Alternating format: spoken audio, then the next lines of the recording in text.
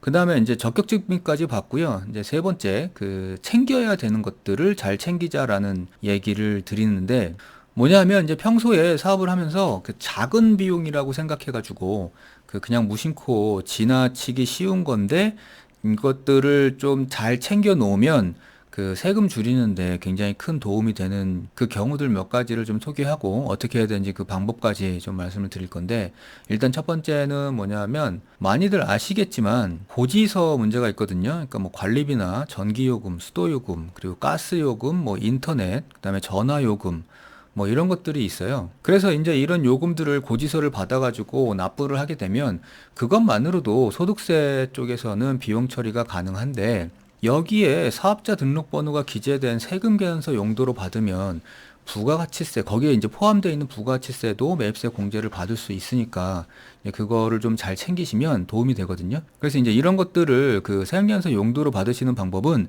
그 부가 주체, 그러니까 관리비 같은 경우에는 관리사무소, 그다음에 이제 전기요금 같은 경우에는 한전이 되겠죠. 그다음에 이제 가스요금 같은 경우에는 가스공사. 뭐 여기에 그 사업자 등록증 사본을 보내주시고 세금계산서로 발행을 해주세요 하면은 뭐 간단하게 처리가 되거든요. 그래서 이제 다음 달 고지서를 보시면 고지서에 내 사업자 번호가 공급받는 자 란에 나와 있으면 세금계산서 용도로 사용이 가능한 거고요. 이제 이렇게 되면 부가세세 신고할 때 매입세 공제를 받을 수 있게 되는 거죠. 요것도 작은 금액이라고 생각하시지만 이게 1년으로 모이면 꽤 큰 돈이 될 수 있고요. 그 다음에 이제 많이 놓치시는 것들 중에 하나가 휴대폰 요금인데, 이게 업무용으로 사용한 부분에 대해서는 비용 처리가 가능하거든요. 그래서 이제 개인 사업자 대표분들은 본인 명의로 되어 있는 휴대폰을 그 휴대폰 통신사에다가 사업자 등록증을 사본을 보내주고 세금계산서 용도로 발행을 받으면 그 요금에 대해서 소득세에서 비용 처리도 가능하고요. 그다음에 이제 매입세 공제도 가능하니까 요것도 잘 챙겨 두시면 좋을 것 같고요. 그 다음에 이제 또 하나는 업무용 차량 비용. 그러니까 업무용 차량 비용은 뭐 비용에 대해서는 말씀드릴 게 되게 많은데, 그거는 이제 이전 영상을 참고하시면 되고요.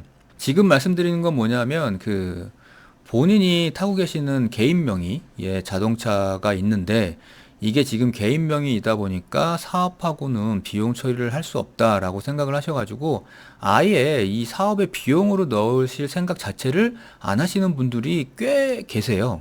그래서 이제 비용 처리 자체를 생각 못 하시는데, 이 부분도 사업에 사용한 거라면 당연히 비용 처리가 가능하니까 적극적으로 비용으로 넣을 수 있게 챙기시면 더 좋겠죠. 그 다음에 이제 그 사업용 신용카드의 문제인데, 지난번에 한번 그 사업용 신용카드, 그러니까 신용카드를 사업용으로 등록해서 사용해야 된다라고 말씀을 한번 드렸고, 그래서 이제 사업용 신용카드로 홈택스에 등록을 해가지고 사용을 하시는데, 이렇게 등록이 돼 있으면 나중에 이제 소득세 신고할 때나 부가세세 신고할 때 거기서 불러오면 편리하고 좋으니까. 그리고 이제 이렇게 등록이 돼 있으면 누락되거나 빼놓지 않고 비용으로 넣을 수 있다고 말씀을 드렸는데, 간혹 여기 그 홈택스에 등록되어 있는 사업용 신용카드에서 조회되지 않는 비용들이 간혹 있어요.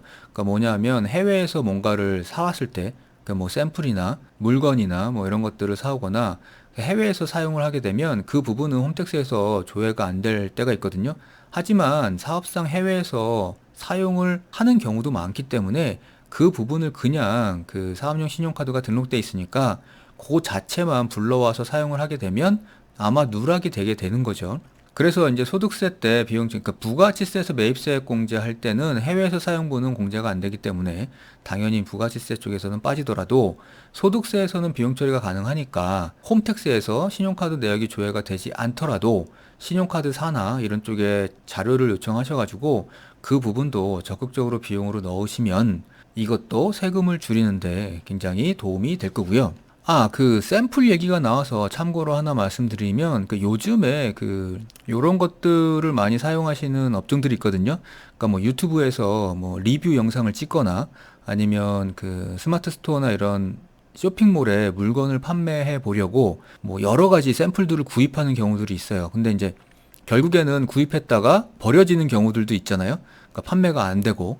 그러니까 이런 경우에는 이제 판매하고 연결이 안 돼 있다 그래서 비용 처리로 못 할 거라고 생각들을 하시는 것 같은데, 이런 샘플들도 비용 처리가 가능하니까 만약에 이런 업종에 계시는 분들은 이 비용도 꽤 크니까요. 비용 처리를 할 수 있도록 좀 챙겨보시면 이것도 도움이 되겠죠. 자, 이렇게 해가지고 사업자의 비용 처리 문제에 대해서 뭐 이것저것 말씀을 드렸는데, 사업을 하다 보면 비용 처리 문제는 굉장히 여러 가지 다양한 경우들이 있어요. 그러니까 이 부분들을 뭐 다 말씀을 드릴 수가 없으니까 일단 생각나는 대로 뭐 두서없이 말씀을 좀 드려봤는데요. 그래서 여러 가지 경우의 수가 있다 보니까 뭐 이런 걱정들을 하게 되잖아요. 그러니까 이게 지금 돈을 지출했는데 비용으로 들어가는 게 맞나?